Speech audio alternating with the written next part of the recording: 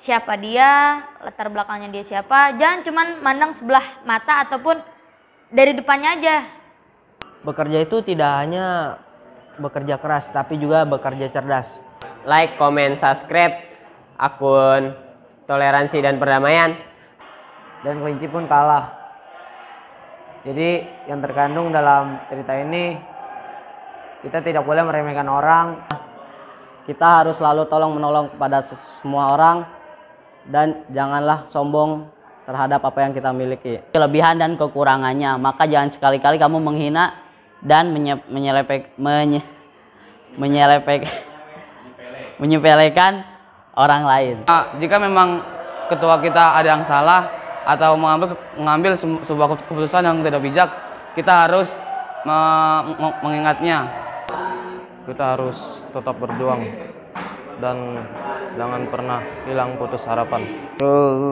Terus berlari sampai ke hutan dan akhirnya pun si kancil itu lolos dari serigala. Kesimpulan yang bisa kita ambil dari cerita ini yaitu janganlah berbohong demi sebuah hiburan. Karena orang lain itu juga bisa berubah-ubah sifatnya.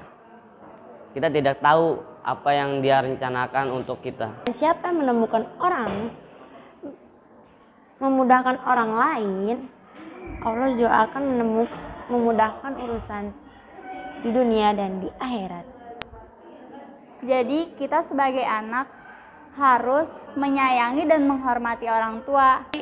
Kesulitan akan memberikan kekuatan dan hal-hal yang berharga lain. Apabila masalah adalah keburukan dan solusi adalah kebaikan, maka kita membutuhkan keduanya agar berkembang. Gerbang kesuksesan. Jadi jangan takut untuk mengambil resiko. Mengajarkan kita betapa kelembutan, akhlak dan budi pekerti yang baik dapat mendatangkan kebaikan kepada orang lain. Bismillahirrahmanirrahim. Ya, bismillahirrahmanirrahim. Assalamualaikum warahmatullahi wabarakatuh. Merdeka. Saya Muhammad Saifullah dan kameramen saya Muhammad Fatan Abdul Salam. Saya di sini akan menceritakan tentang si kancil dan si siput. Oke, jangan kemana-mana, tetap di IPS 3. Pada zaman dahulu ada si kancil dan si siput. Dia lalu bertemu di jalan. Nah, setelah dia bertemu di jalan, ada pohon manggis. Nah, buahnya itu tiba-tiba jatuh. Nah, kan si siputnya mau mengambil buah itu, mau makannya. Tapi diambil duluan oleh si kancilnya. Lalu si siputnya tidak terima. Nah, setelah tidak terima itu, lalu dia bercecok-cecok gitulah. Langsung si siput berbicara begini, "Hei kancil, itu kan makanan saya." Kancil lalu bilang, "Lah suruh siapa kamu lambat? Lagian lambat, kan siapa cepat dia dapat." "Oh, oke, ya udah. Kalau kayak gitu, ayolah kita berlomba aja lari." Kayak gitu. Lalu si siput itu pun mengajak si kancil untuk lomba lari. Dan si kancil pun menerimanya. Oke, habis itu si siput itu dia mempunyai ciri-ciri cangkangnya itu dia berlubang. Nah, setelah keesokan harinya, lalu dia menepati janjinya si kancil untuk berlomba dengan si siput. Nah, pas mau berlomba, dia terus berlari itu sama si siput.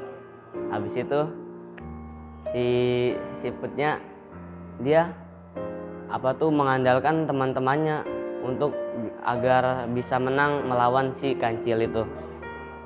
Lalu terus berlari si kancil, dia ngos-ngosan sampai kelelahan. Nah, si siput itu dia mengandalkan teman-temannya untuk ada yang dijaga di pos-pos lain. Jadi dia kayak ganti-gantian gitu, tidak ada yang tahu. Nah, setelah udah agak lama di perjalanan, tiba-tiba si kancil nggak nyangka tiba-tiba udah di sampingnya aja si siput itu. Nah, setelah itu Udah tuh. Kemudian si siput menang dan si kancil pun bingung. Langsung, lah kok bisa menang gitu? Nah pas itu lagian sih ngeremehin. Nah pas udah mau dikasih penghargaan oleh teman-temannya tuh yang sama panitianya, itu mau dikasih penghargaan kayak apa, kalung yang sudah dihias pakai daun-daun gitu. Nah kan si siput itu kan berbadan kecil, dia tidak mempunyai leher apapun ya. Nah mau dimasukin itu kegedean. Habis itu si kancilnya dia lalu bilang begini, sudah taruh di apa tuh bolongan cangkangnya aja. Di situ kan ada bolongan tuh bekas kena batu. Nah habis itu pas mau dimasukin tuh penghargaannya di cangkangnya, tiba-tiba panitianya melihat tidak ada. Nah padahal si siput yang ngajakin lomba sama si kancil itu dia mempunyai apa tuh cangkangnya yang bolong.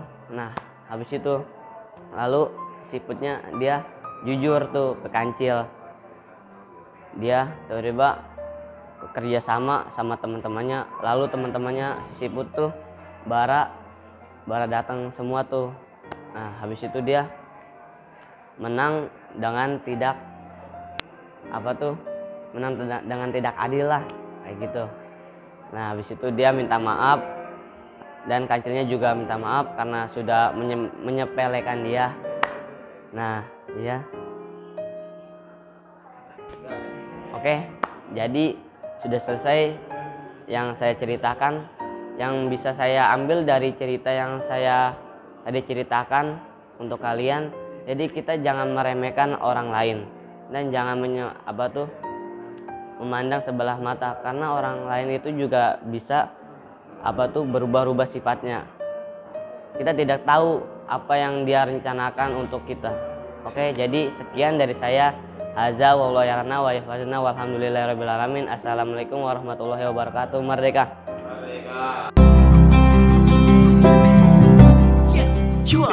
Please click the button subscribe